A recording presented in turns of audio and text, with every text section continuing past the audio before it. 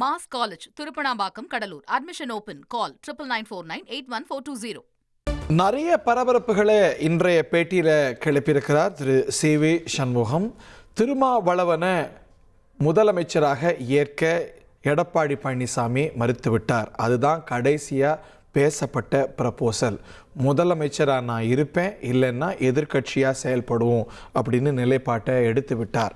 திராவிட முன்னேற்ற கழகத்தோடு கூட்டணிக்கு போக அவர்களுடைய ஆதரவோடு முதலமைச்சராக அவர் தயாராகி விட்டார். இதை நாங்கள் ஏற்க மறுத்து விட்டோம். எங்கள் குடும்பத்தினரே ஏற்க மாட்டாங்க, தொண்டர்கள் ஏற்க மாட்டாங்க. திரு எடப்பாடி பழனிசாமி 47 உறுப்பினர்களும் திரு எடப்பாடி பழனிசாமி அவர்களை தான் சட்டமன்ற குழு தலைவராக நியமித்தார்கள் என்று கூறுவது தவறு.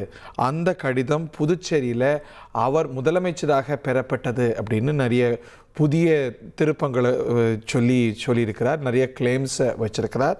திரு எஸ்பி வேலுமணி இந்த நிலைப்பாட்டினால் எங்களெல்லாம் கட்சியை விட்டு நீக்கிற நடவடிக்கையெல்லாம் எடுக்கக்கூடாது, கட்சி பலவீனம் அடைந்திருக்கிறது, சசிகலா, டிடிவி இப்படி எல்லாரும் சேரக்கூடிய நகர்வில் தான் அதிமுக எடுக்கணும் அப்படின்னு திரு பழனிசாமி அவர்கள் ஒரு குற்றச்சாட்டை வைத்திருக்க பதில் குற்றச்சாட்டை இவங்க வச்சிருக்கிறாங்க.